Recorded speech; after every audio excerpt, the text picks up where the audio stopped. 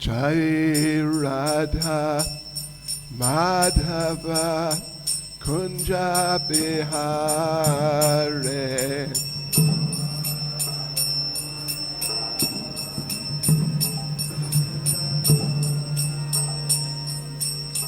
Jai Radha Madhava Kunja Bihare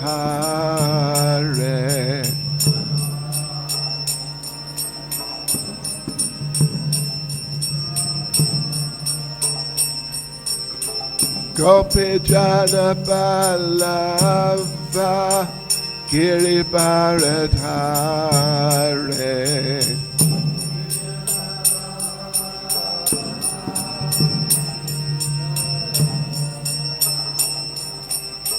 Gopi Jana Ballava Giri Bharadhare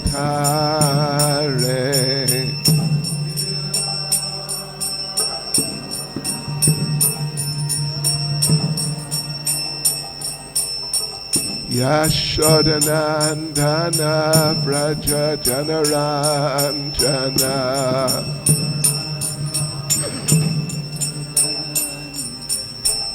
Yashodanandana Vraja Janaranjana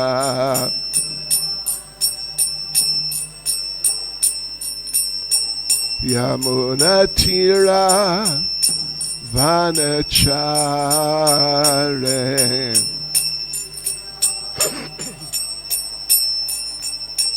Yamunatira Vanachare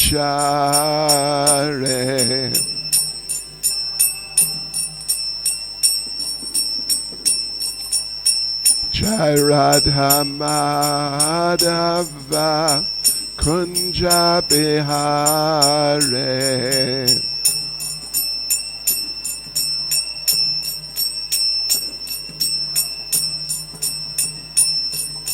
Jai Radha Madhava Kunja Bihare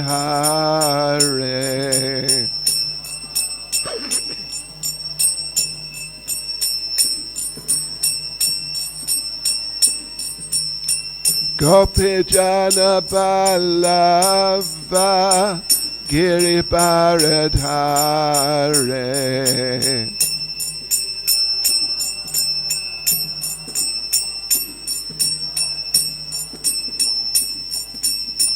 Gopi Jana Ballava Giri Bharadhare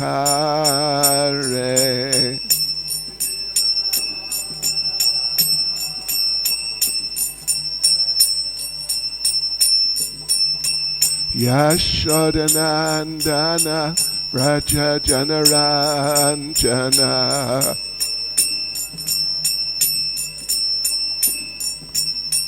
Yashodanandana Vraja Janaranjana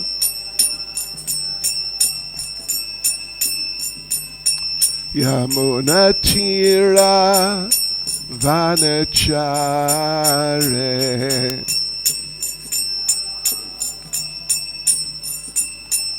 Yamunatira Vanachare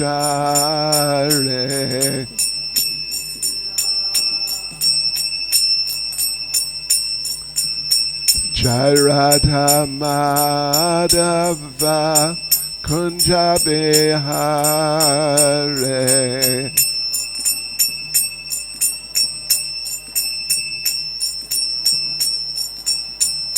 Jaya Radha Madhava Kunja Bihare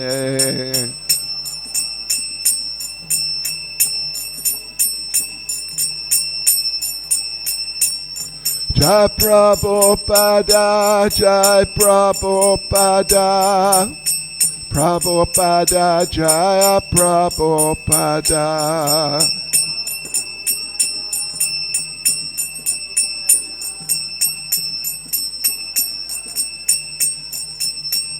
Jaya Prabhupada Jai Prabhupada Prabhupada, Jai Prabhupada.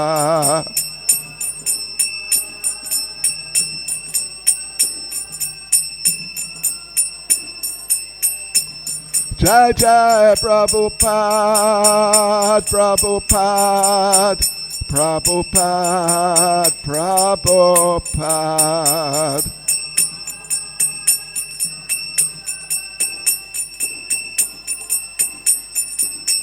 Jai Jai Prabhupada, Prabhupada, Prabhupada, Prabhupada.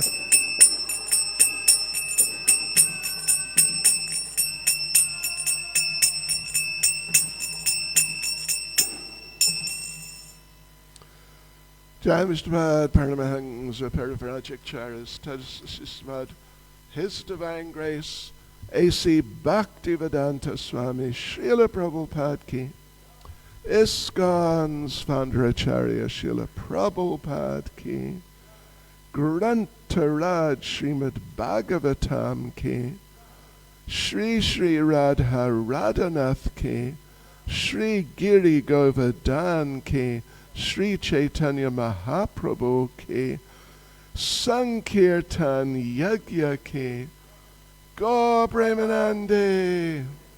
All glories to the assembled devotees. All glories to the assembled devotees. All glories to the assembled devotees. All glories to Sri Guru and Sri Gauranga. All glories to Srila Prabhupada.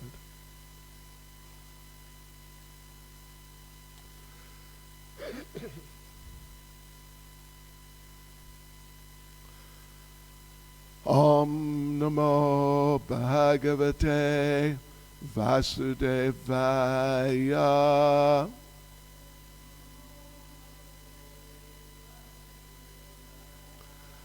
Om Namo Bhagavate Vasudevaya.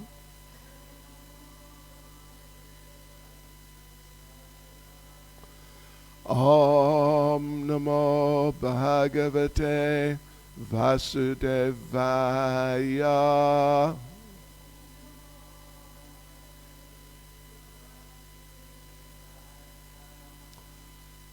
So today we are reading from Srimad Bhagavatam, Canto 4, Chapter 20. Chapter 20.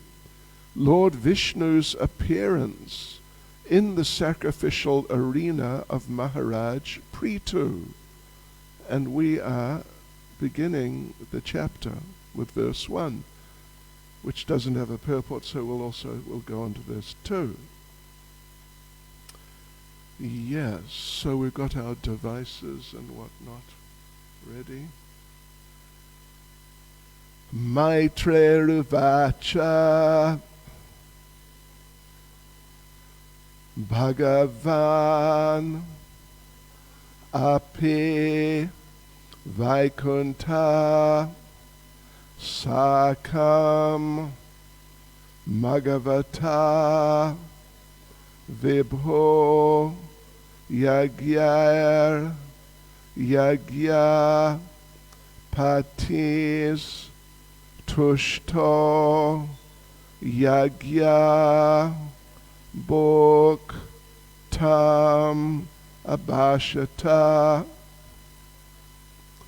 Maitreruvacha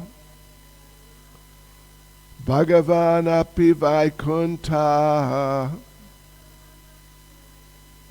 Sakam Magavata Vibho Yagyar Yagya Patis Tushto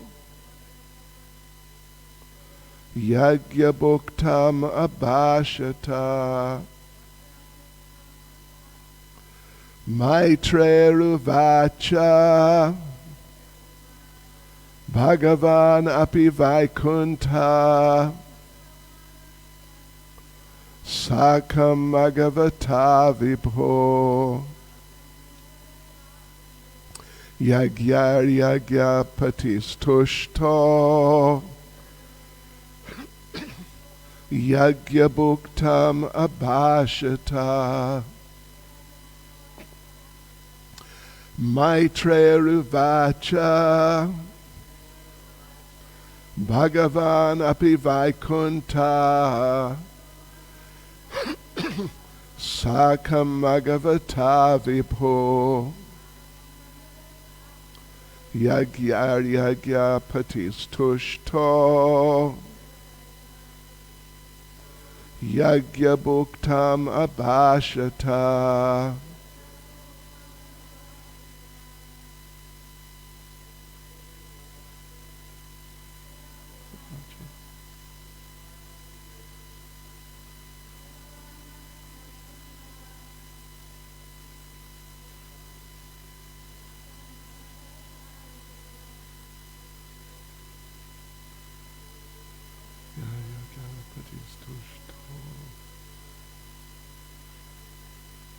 Yaga bhuktam abhashata. Ladies.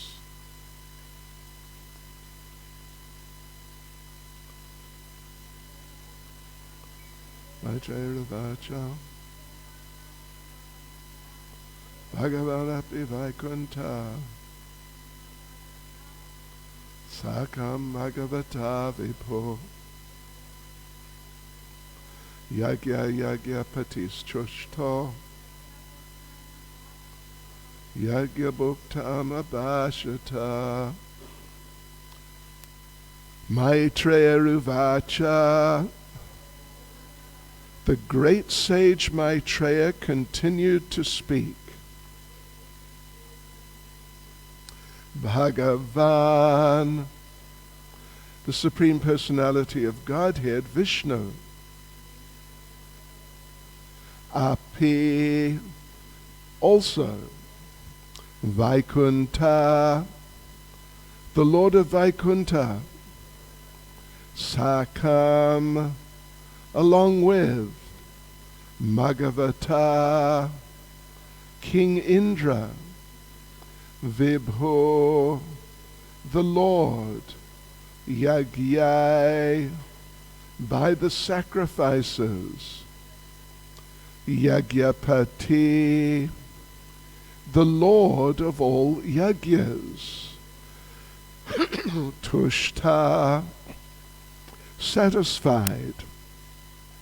Yagyabhuk, the enjoyer of the yagya. Tam, unto King Prithu. Abhashata, said. Translation, the great sage Maitreya continued, my dear Vidura, being very much satisfied by the performance of 99 horse sacrifices, the Supreme Personality of Godhead, Lord Vishnu, appeared on the scene. Accompanying him was King Indra. Lord Vishnu then began to speak. So I'll just read verse 2. Sri Bhagavan uvacha Eshate karshid bangam hayameda shatasyaha shamapayata atmanam amushyakshantum arhasi. Translation. Lord Vishnu, the Supreme Personality of Godhead, said, my dear King Prithu, Indra, the King of Heaven, has disturbed your execution of 100 sacrifices. Now he has come with me to be forgiven by you. Therefore, excuse him. Purport by Srila Prabhupada. In this verse, the word Atmanam is very significant. It is a custom among yogis and jnanis to address one another, or even an ordinary man, as oneself. For a transcendentalist never accepts a living being to be the body. Since the individual self is part and parcel of the Supreme Personality of Godhead, the self and the super self are qualitatively non-different. As the next verse will explain, the body is only a superficial covering, and consequently an advanced transcendentalist will not make a distinction between oneself and another. I'll read the verse again. Verse 2. Shri Bhagavan Uvacha Eshate Karshid Bangam Hayameda Shatasyaha Shamapayata Atmanam Amushya Kshantum Arhasi.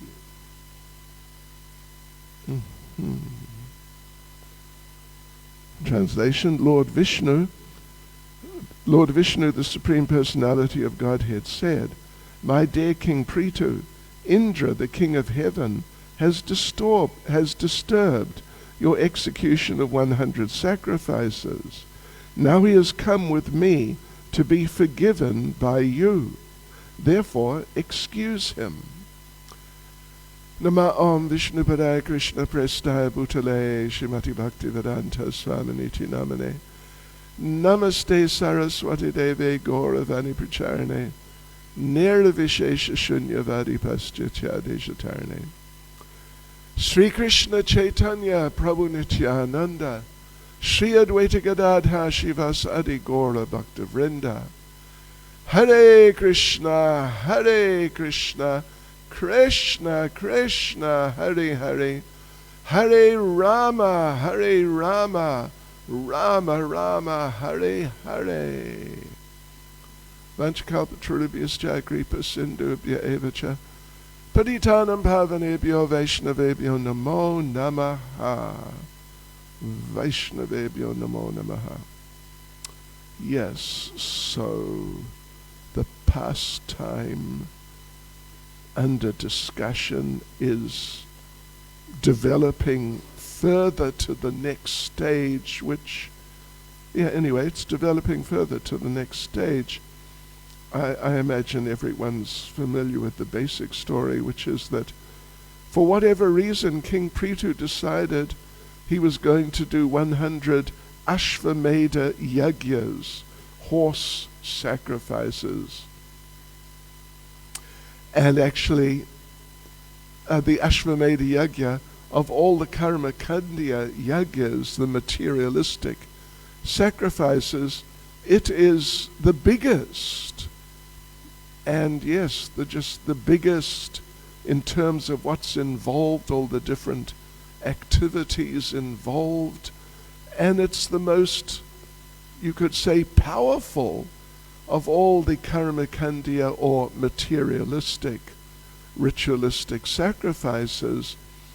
Most powerful in the sense that the performer, whoever's performing it, can achieve the greatest material benedictions, the greatest material results, and just the greatest amount of material things through doing it, even to the point, and this was a critical consideration in the way the whole pastime has evolved or developed, is that if you do 100 Ashvamedha sacrifices, then generally you will become, but you can become Lord Indra and become the king of the heavenly planets and have the maximum amount of material facility at your disposal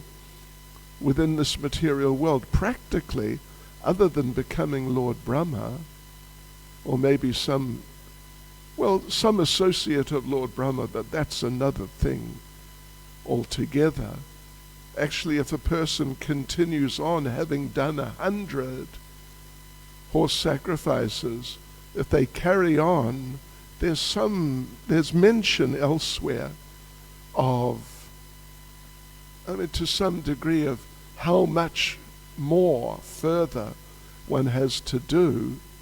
But if one does that amount, which is a lot more, one can even become Lord Brahma. And that's really quite something. But to do that is beyond, it's generally beyond the capabilities of any conditioned soul. Anyway, the thing is that King Prithu, he had done 99 successfully, and he was beginning the 100th. If he had completed it, then he could have, if he so desired, have become a Lord Indra. Well, Lord Indra in this universe, actually. But there's already a Lord Indra, and he's a very sort of sensitive person, sensitive about his position and the facilities he has because of his position, and very sensitive and very attached to those things.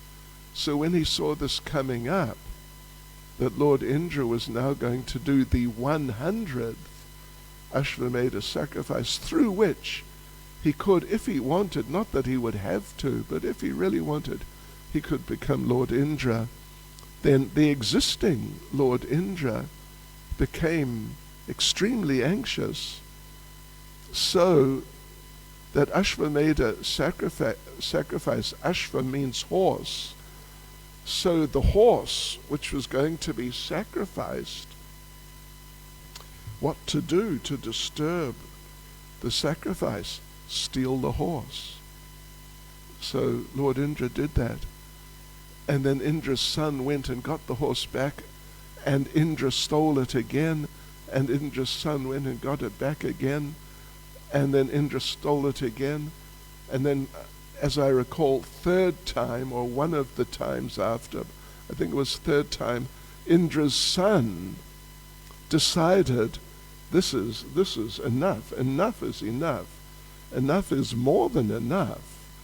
And this Indra has become more or less degraded and fallen through doing this, stealing the horse. And he wouldn't just steal the horse, but he would disguise himself, Indra, each time as some type of sannyasi, means like an advanced transcendentalist. That's generally meant to be the idea.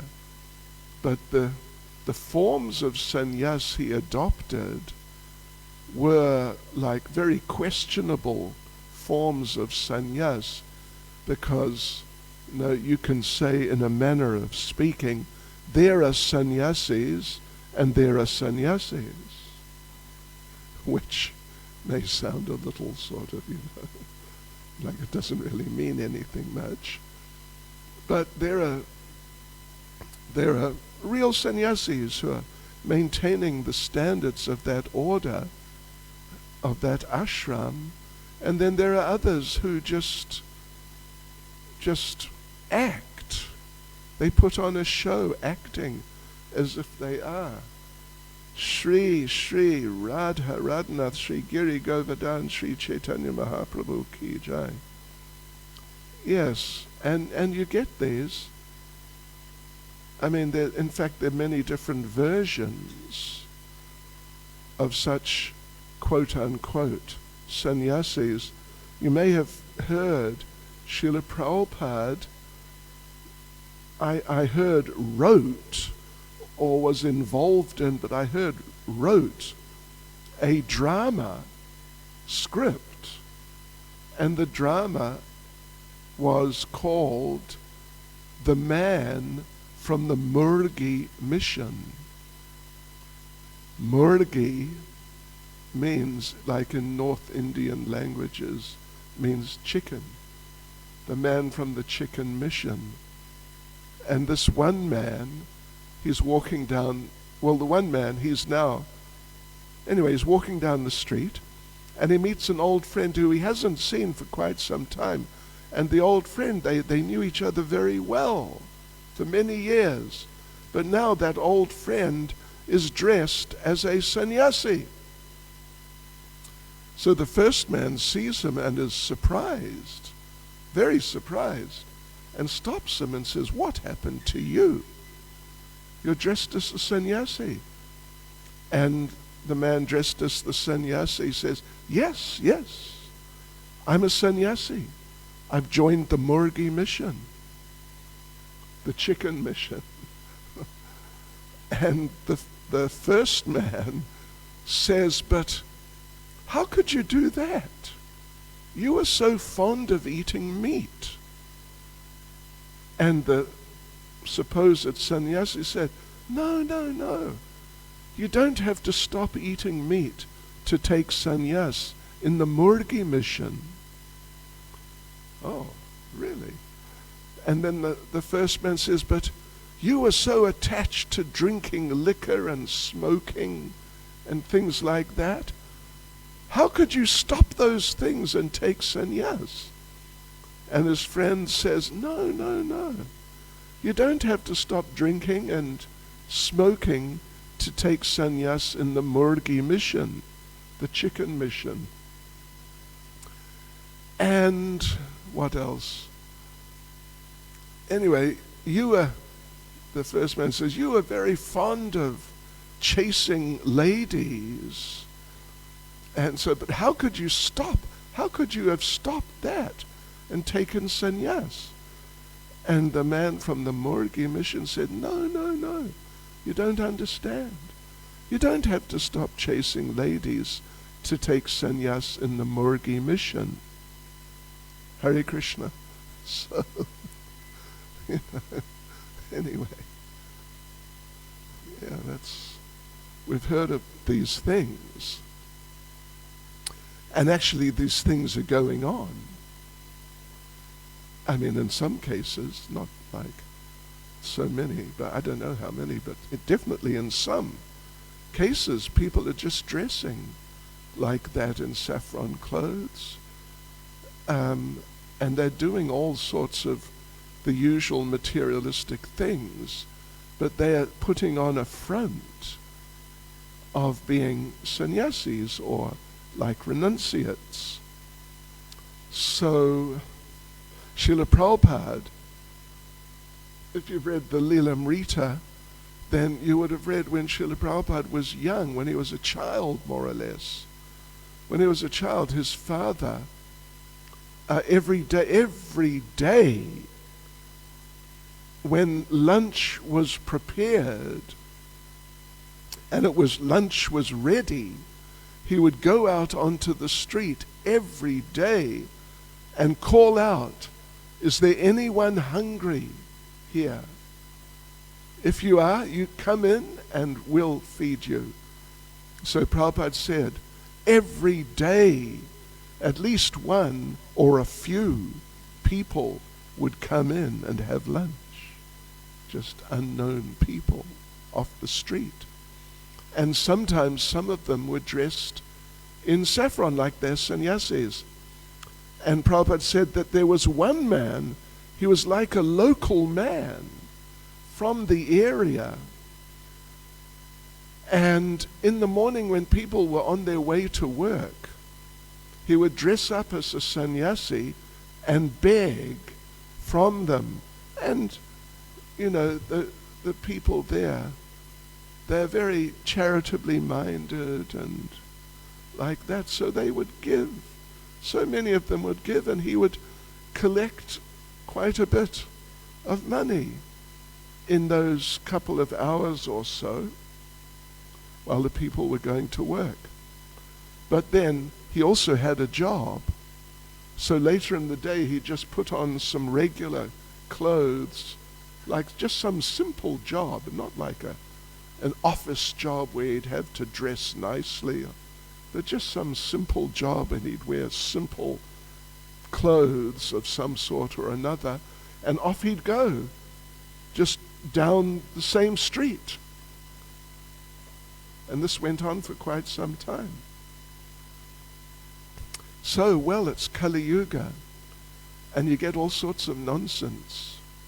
In fact, you get fantastic amounts of nonsense. It's just fantastic, completely incredible what goes on, and even what goes on in the name of sannyas, or at least in the name of religion, or being charitable, or something, doing good in some way or another. But actually, there are other motives behind those activities.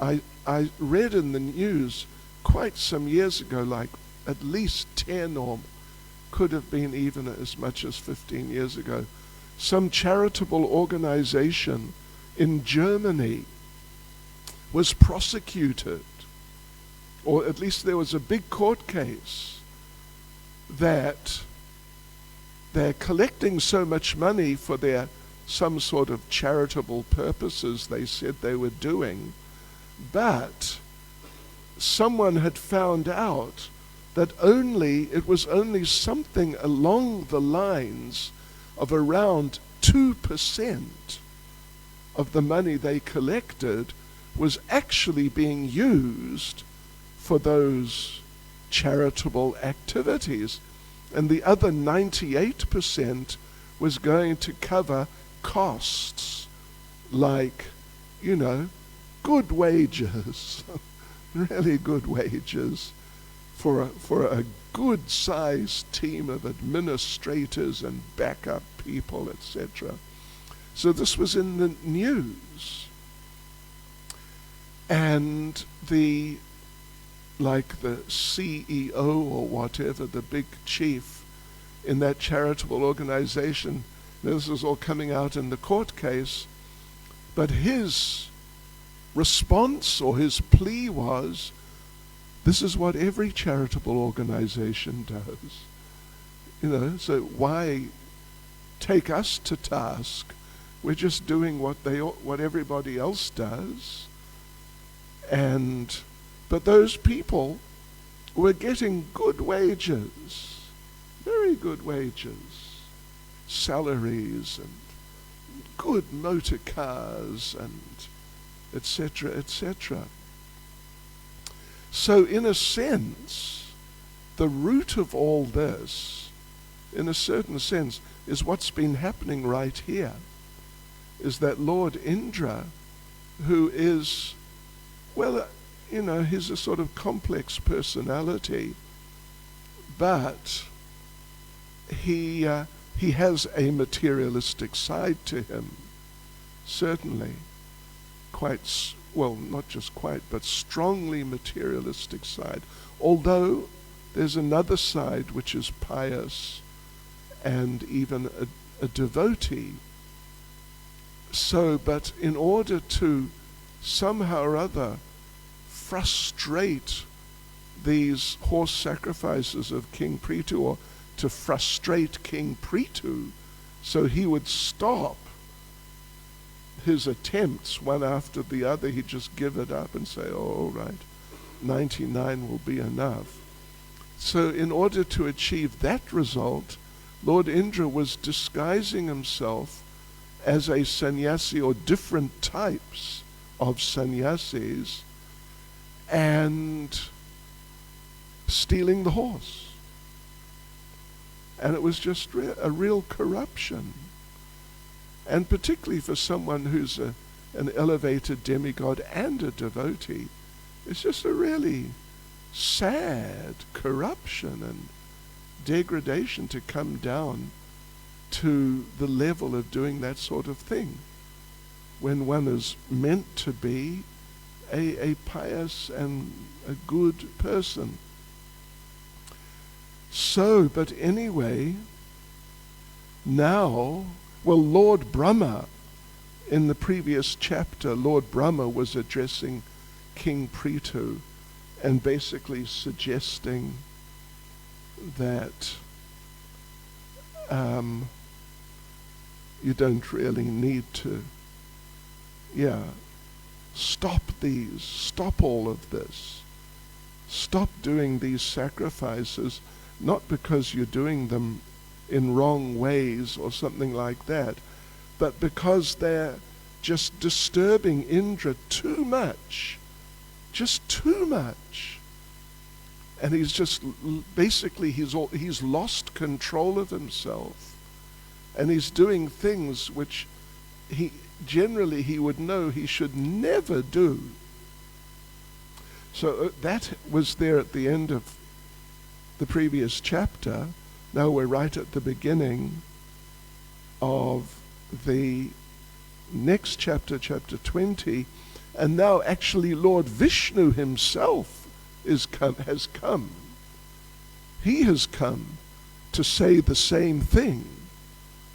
Well, to say the same thing, but with the addition, he has brought Indra with him. And Indra, understanding, well, they must have, obviously had some discussion before, because now Indra wants to apologize.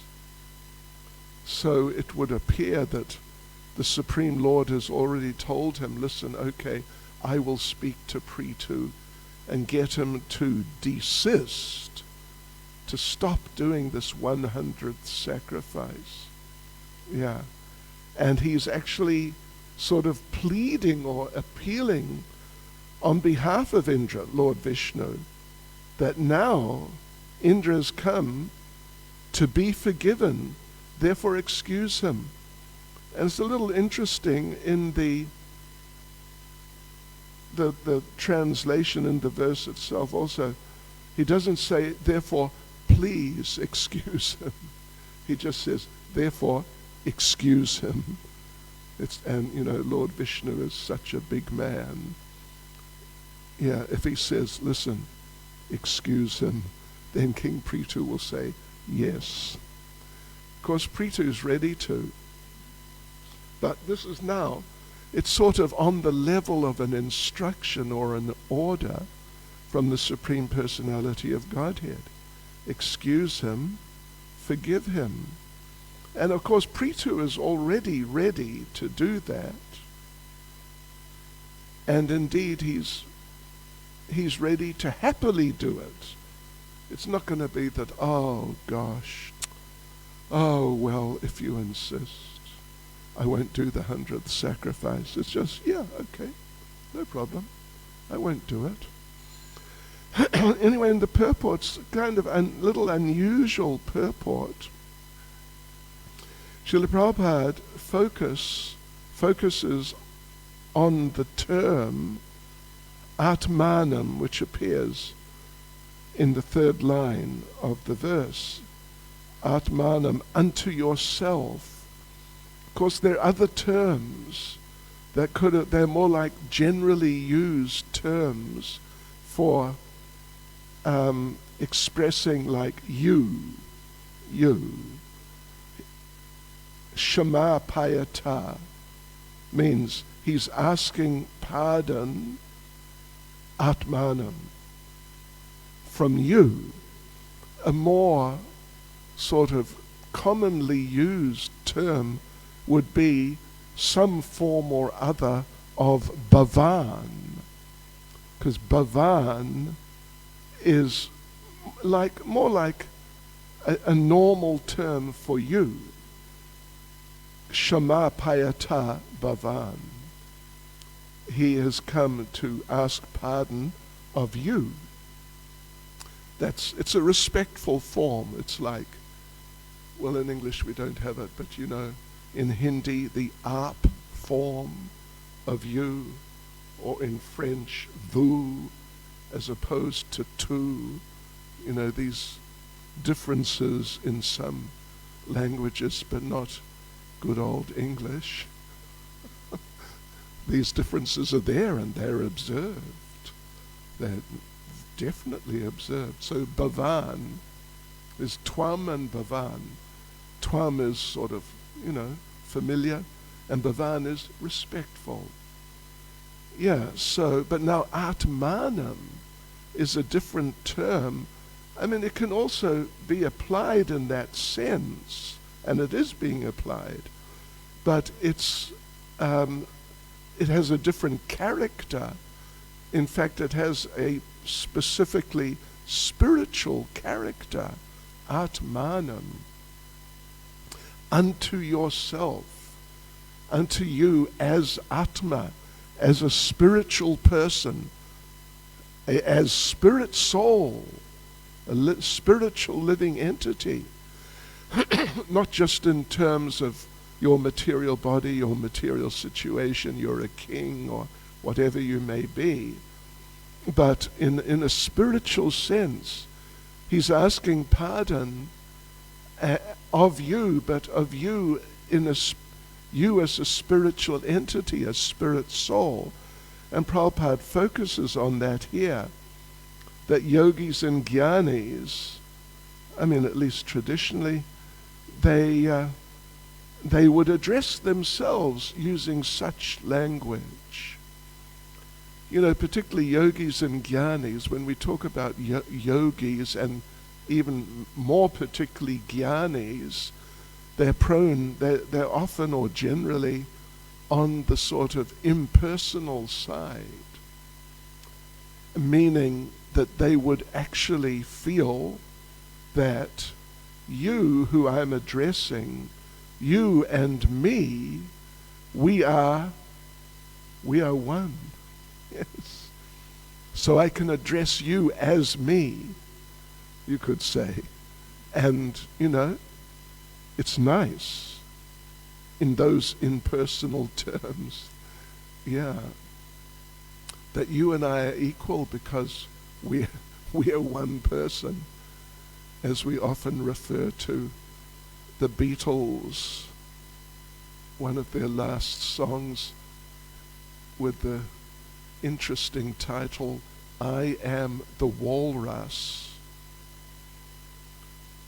Then John Lennon sings, I am you and you are me and we are all together.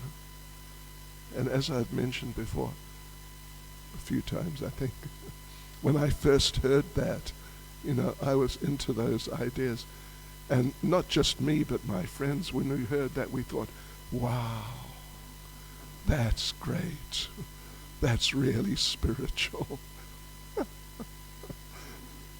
So, but anyway, it can be applied, and this is the Supreme Lord, so it doesn't have to be applied in the impersonal sense, that we are actually one living entity somehow. We are one, apparently in two. But as Prabhupada mentions, that the Vaishnava perspective, of course, is we are part and parcel of Krishna. We're definitely part and parcel of Krishna. So we are at least qualitatively one or non-different. There is oneness in quality between us. Krishna's eternal, we're eternal. We're basically as eternal as Krishna is.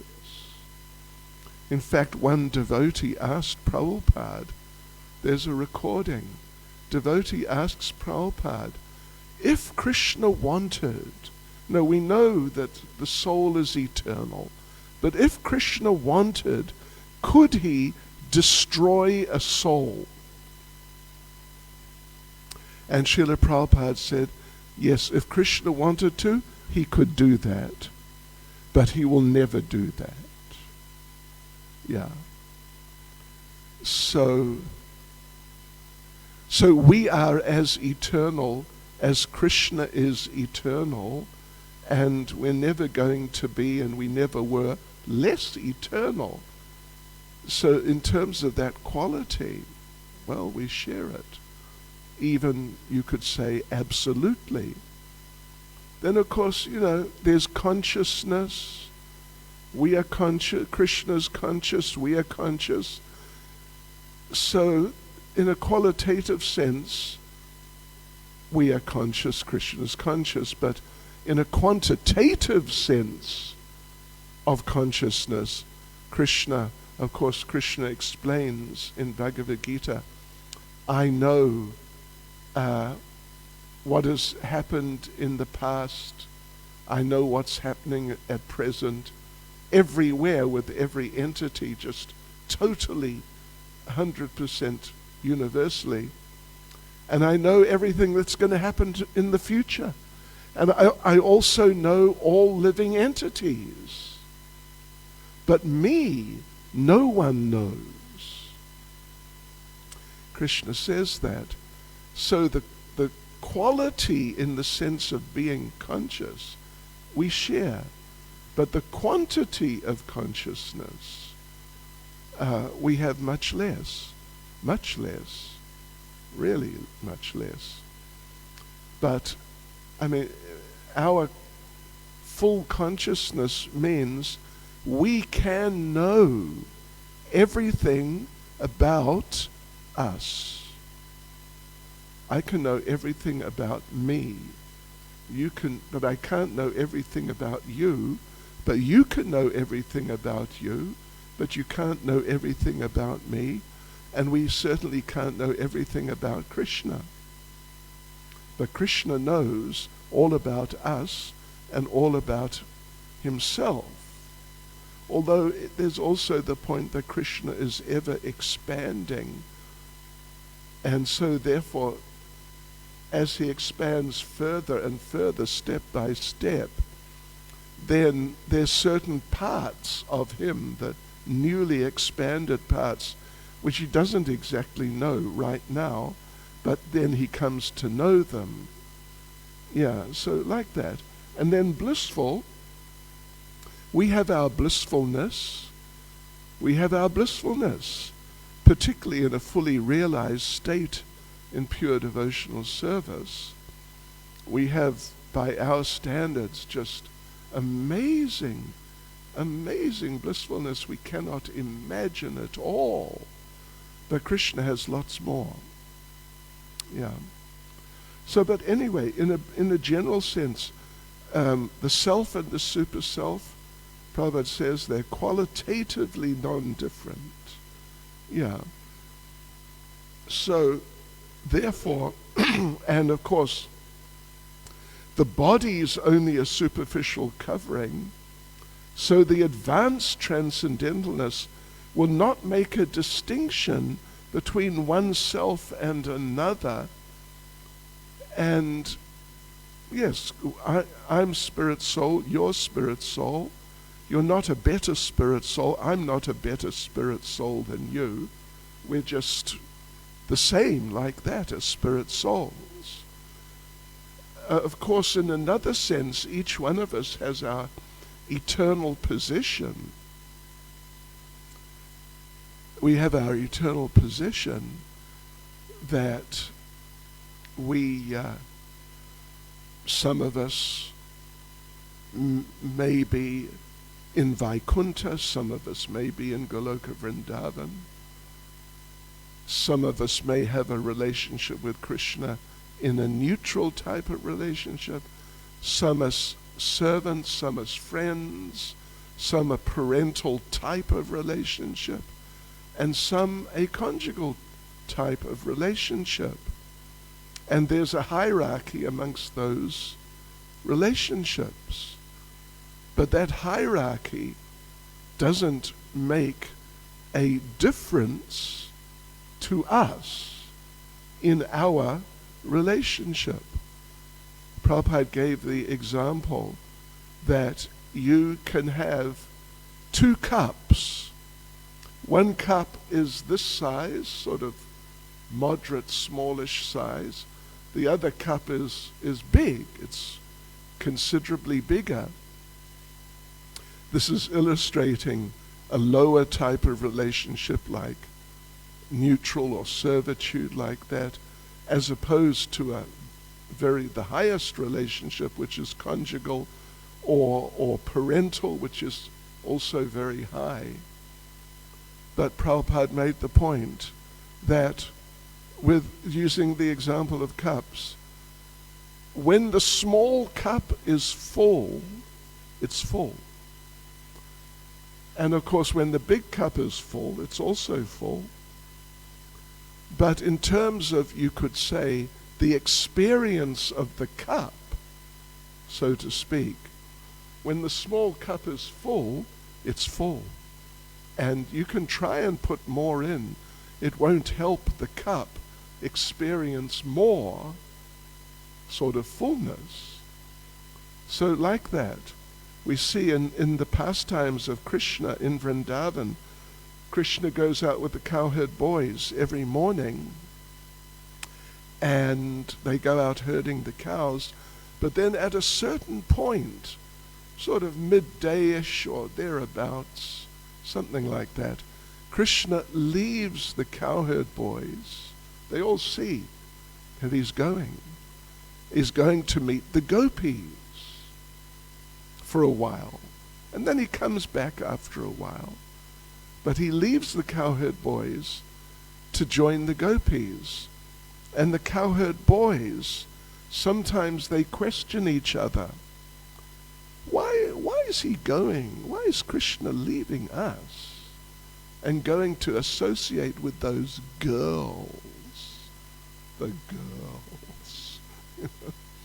I mean, what is the use of associating with girls? He should stay with us. It's better to be a boy. Girls, what use are girls? They can't run very fast. They can't wrestle much. They cry if you try to wrestle with them, or anyway, things like that. Why does he do it? Because they're actually feeling, because their cups are full, so they're feeling, this is the best type of relationship. It is the best. And in fact, in Vrindavan, every devotee in every rasa feels this is the best position. This is the best position to be in. And even like we just mentioned, sometimes when they think of devotees in other relationships, they wonder, why would anyone want to be like that? Yes, so these things, these considerations, in that sense, also don't matter.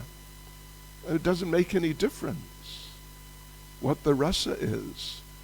The devotee feels completely full. And, of course, there's talk sometimes that some devotees may change their relationship for a higher relationship, but it's extremely rare. It's extremely rare. Yes, we know Lord Caitanya, he sort of challenged Murari Gupta. Murari Gupta is Hanuman, but he challenged him. You're in your relationship as a servant. That's nice, but it's not on the same level as conjugal relationship. You should get into having a conjugal relationship. And Murari Gupta, as a devotee of Lord Caitanya, he felt, yes, well, the Lord is ordering me to do this. I must do it. So that the whole night he tried to develop a conjugal, it was different. You have a relationship with Lord Ram, but Krishna is higher. I think it was Vallabha, Anupam, the brother of Rupa and Sanatan, that Lord Caitanya challenged like that. But with Murari Gupta, he said, you're a devotee of Ram, but Krishna is higher. Why don't you develop a relationship with Krishna? So Murari Gupta said, right, I'll do it. The whole night he tried to focus on Krishna and just sort of not worry about Lord Ram any longer. Next morning, Lord Caitanya came, and Murari Gupta was crying. He said, my Lord, you ordered me to do this. give up Lord Ram and just accept Lord Krishna completely. And my Lord, I tried my best. I just couldn't do it. I just couldn't do it. And I'm so sorry. Please forgive me for not following your order. And Lord Caitanya said, I congratulate you because you are an eternal servant of Lord Ram. So it's wonderful. Yes, so like this. So the advanced transcendentalists will not make distinctions so much. Yeah, between one type of soul and another type of soul. And therefore, one of the characteristics of the advanced devotee is even-mindedness. Even-mindedness towards all living entities, friends, enemies, doesn't really matter. In whatever sense, material sense, spiritual sense.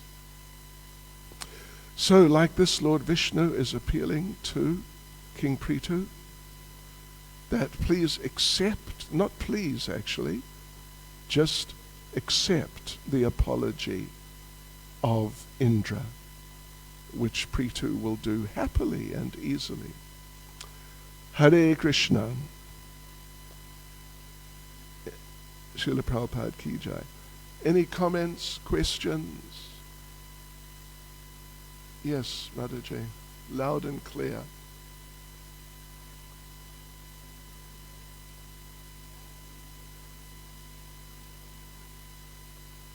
Why was he? Why did he want? Yeah, well, I talked about that, whatever it was, a few days ago. Yeah. You know, I'd have to go back and really research, but to see if it's stated why, because I'm not sure if it's actually stated why. But, you know, like in the case of Yudhisthira, he's a king and he's a pure devotee. Very, very elevated devotee. But he would sometimes worship demigods. To set an example for citizens, because a certain sort of category of the citizens, generally the citizens under him were devotees, but some of them were not. They were too materialistic to be devotees.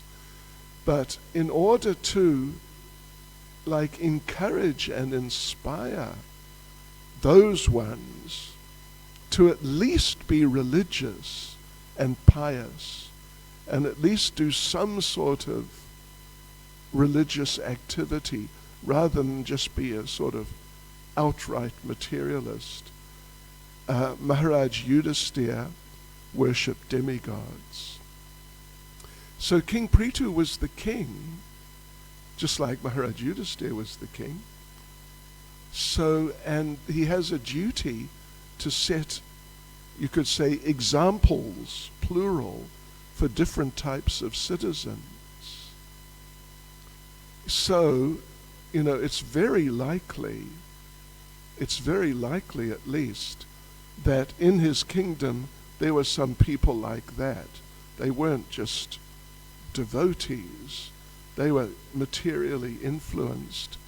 But to help them to not just become degraded by just getting more and more into gross materialism, it's quite likely that he was doing this materialistic sacrifice to encourage them to at least do something religious, even if you're not going to be a devotee, but at least do something religious, because it will help you a lot more than if we just leave you to be a materialist and just say, well, you're just a materialist and we're not going to bother with you because we are so much into being devotees.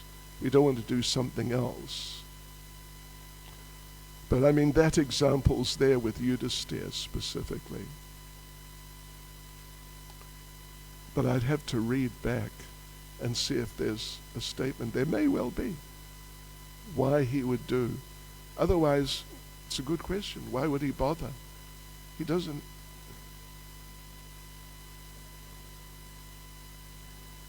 Well, yeah, 100, because then you can become Lord Indra. No, he didn't need, he was already higher than Lord Indra. But, yeah, I mean, it's like an aspiration to really, the more you do, the more beneficial it is. And it's not like from 1 to 99, the benefit is the same. But when you do 100, then you get some great result. No, it's kind of, proportionate. If you do 2, you get more benefit than just doing 1. Yeah, something like that. Thank you. Merci beaucoup. Anyone else? Hare Krishna, Srila Prabhupada ki jai.